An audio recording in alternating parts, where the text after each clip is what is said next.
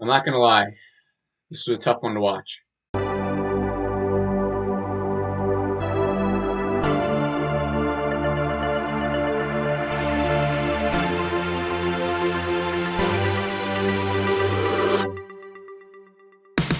So today I'm going to be reviewing the new documentary by A24 called Val. It follows the career of Val Kilmer, the actor who I'm best known of knowing him from Batman Forever, Heat, Iceman from Top Gun. And I was really wanting to watch the documentary, hoping for some more Batman Forever insight. And it gives me that. It gives me a lot more. So pretty much this just follows like the rise of his career.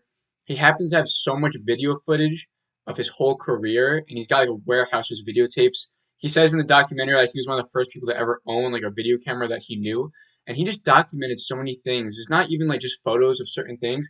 He literally has video footage from like the most small things, like in an acting class and some acting coaches giving him tips.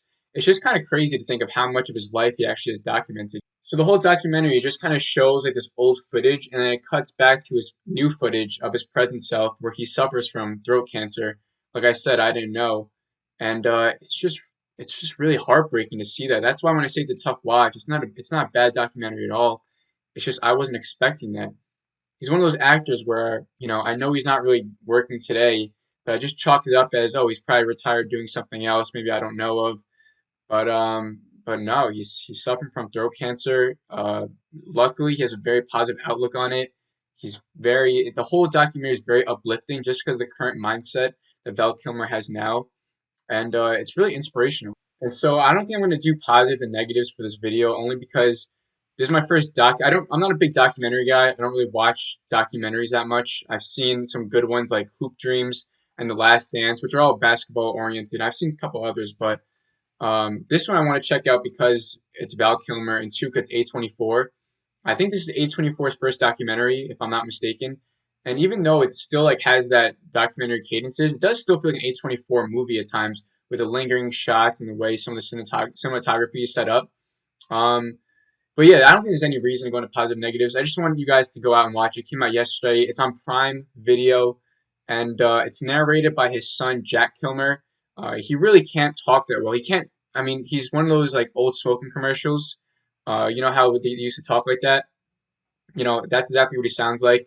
He's got like hold something in his neck in order for him to talk. It's hard for him to talk, and I don't want to say like it's tragic. It is tragic, but the way he just looks at it, it just makes you feel like he's fine. He's doing okay, even though it does show his rise. It shows his fall as well, especially one insight that I liked was his reason not to do Batman and Robin, the next Batman after Batman Forever, and kind of like how that hurt his career. And I just love seeing these little other things in there. Like you see all these other actors like Sean Penn and Kevin Bacon when they're like young kids just starting out. You see Marlon Brando at the end of his career. Robert Downey Jr. is in there. You see footage from Tom Cruise and Top Gun, and the whole thing is just like this mixed bag of emotions. You got some good stuff. You got some things that are sad. You got some things at the end that are just bittersweet. It's just like, damn, like this sucks, but thankfully he's doing okay, and that's the most important thing. So overall, I just want to keep this short. I mean, I'm not going to go into any negatives. The only negative is that it's not a 5-star movie. You're not going to go in there expecting something that's going to blow your mind.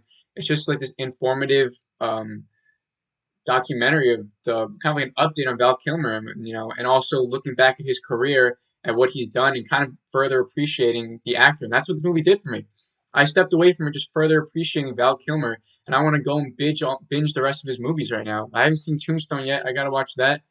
And that's all I can really say. So I'm going to give this movie a 4.1 out of 5, if I can even rate it. The only thing I can say is that please go and watch it if you are any sort of Val Kilmer fan. And even if you're not, just go and see what he's up to now. And if you like this video, thank you. Please like and subscribe. And I'll see you guys in the next video.